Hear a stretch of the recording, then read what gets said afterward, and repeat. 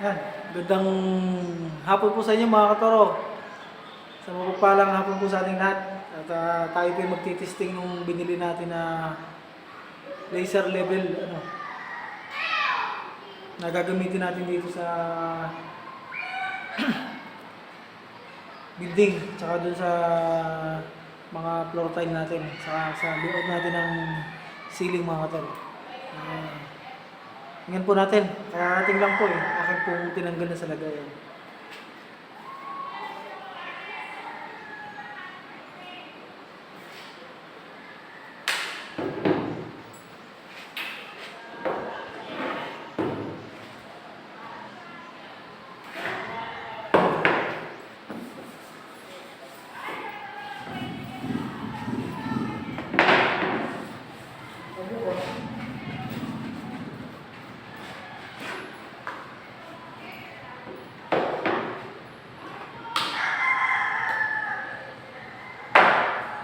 Ayan. Ano ba ito? Max Light Laser Level Meter. Okay. Ito na po yan. So, yun yung mga accessories niya. Ito yung mga accessories na ito.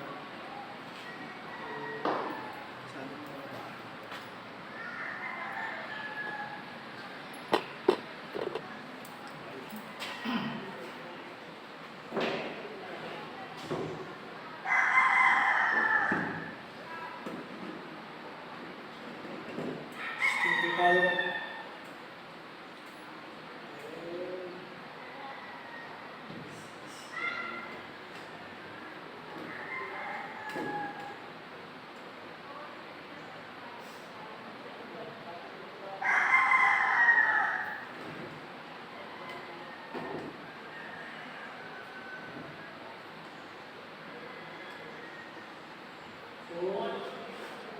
Ito po yung battery niya, dalawa.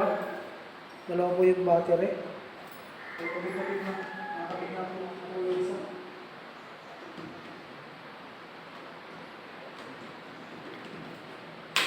Okay. Then, ito yung charger niya, mga katoro. Then, ito naman yung pinaka, base pag sa layout ng tiles, mga katoro, mga kaibigan. Then, meron din po tayong base na may taas. So, ito po yung pihitan. Automatic po pihit nyo lang. Then,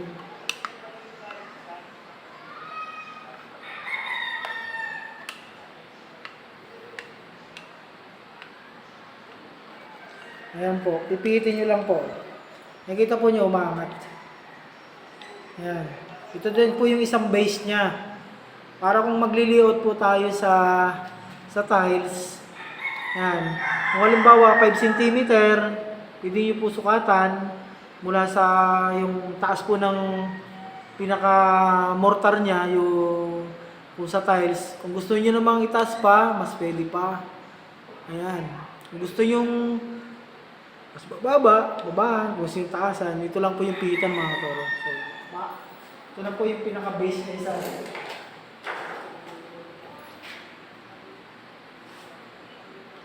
Kompleto po ito mga katoro. Meron pa po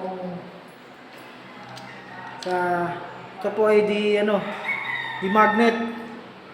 So, pwede nyo yung ilagay sa halimbawa nagkakabit kayo ay I-beam. Pwede po nyo itong ikabit sa I-beam. And then, ipatong nyo dito yung pad, itong mismong laser. So, hindi na po siya malalaglag.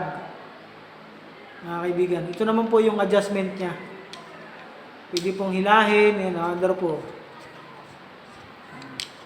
Ganun po yan, ma-adjust. So, may mga iba pa pong accessories bukod dito. So, ito naman po yung katoro, mga kaibigan, ito naman po yung remote niya. Ayan. So, yung off-on nyo po, ay makikita nyo dito banda. Ito sa may gilid. Sa may gilid yung off-on. So, pakita ko po sa inyo mga kaibigan. Ito po yung off-on niya. Yan. So, meron na po siyang battery. Dalawa po yung battery niya. And then, ito po yung upo niya. So, kapag ino natin, so magla-light na yan. Ayan. Ayan po. So, kaya po, maririnig nyo kapag tinagilid ko, so, may tunog siya. Yun po ay hindi siya nakalibel, mga kaibigan. So, kailangan po yun ay malibel. Yan, kapag nilibel ko. So, kapag tinagilid ko, so may warning siya. Yun po ay wala sa libel. So, makikita na yun naman po yung libel dito. So, may makikita po kayo dito na bilog na may pinaka-bubble sa ibabaw.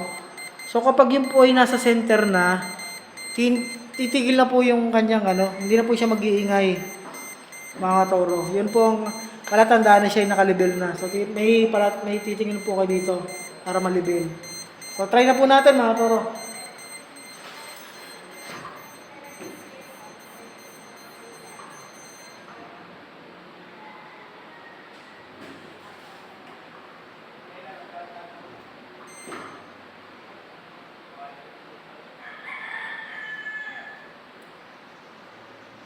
So, bali yan, nakalibel.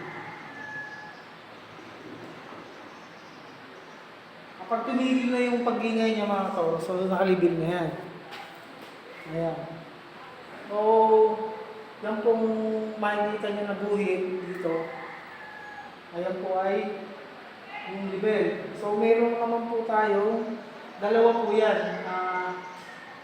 Isang vertical at saka isang horizontal. So, ito po yung makikita nyo, yung X. Yan, yun po yung horizontal, yung B. Victory, yung vertical, mga kaibigan. So, pindutin po natin vertical. So, yan po.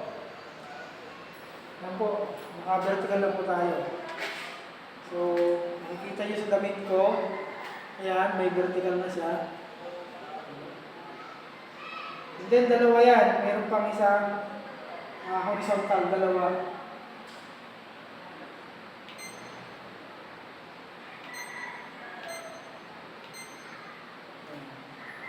So, isang vertical, isang horizontal.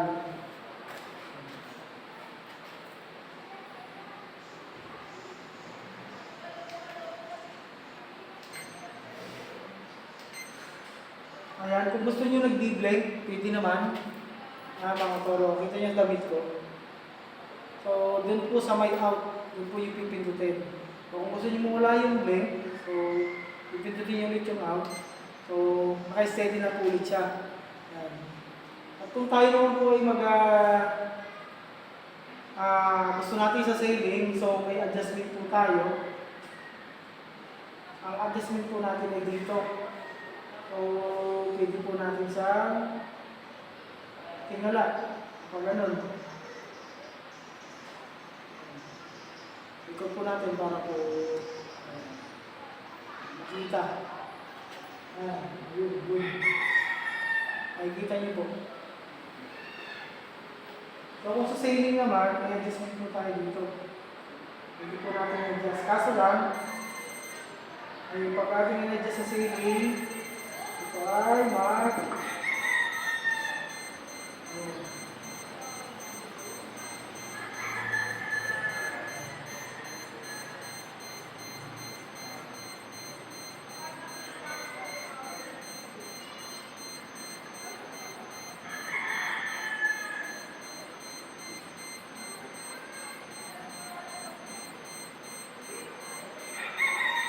ayan po, mga katuro.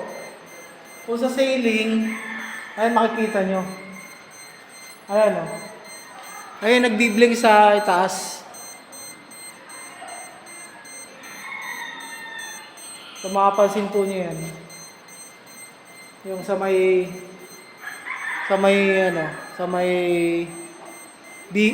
beam. Ayan po sa may beam. O. Dire-diretso po yan, nakalibil po yan o. So, pag magli-layout po kayo ng sailing, yun po yung gagawin natin. So, i-incline nyo po katulad ng ganyan. Ayan, naka-incline po siya.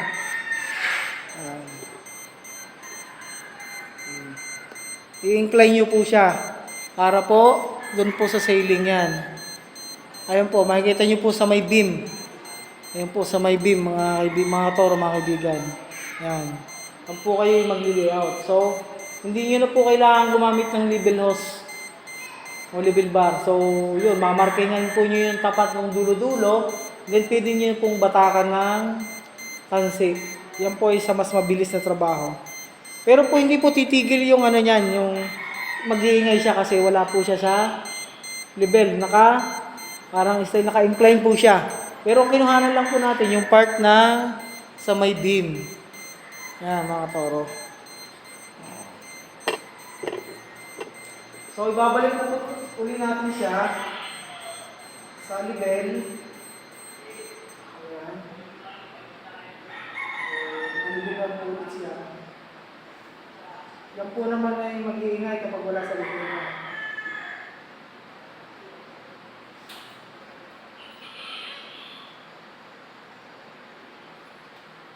Dalawa po yung mga katoro. Dalawa po yung level dito. Sa tripod, meron din. And then dito po sa mismong aparato. Sa ibabaw. Eh makikita po niyo yan, may bubble. Sa ibabaw.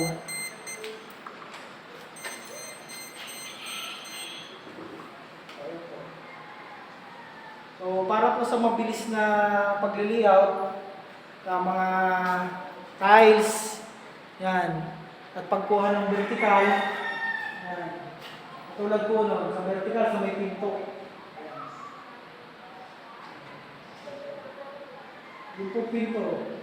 Makikita nyo po dun sa may dulo. So, madali po yung pagkuha ng vertical at saka horizontal, yung hulog at saka level. Mas madali po kayong makakatapos ng trabaho kung kayo gagamit ng ganitong makabagong teknolohiya. Ito po yan, nagagamit ko na po sa iba kong trabaho, kaso lang po yung mga gamit ko sa company.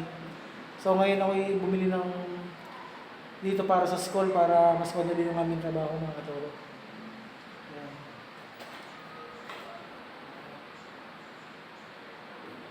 Tungkol po dun sa sa price.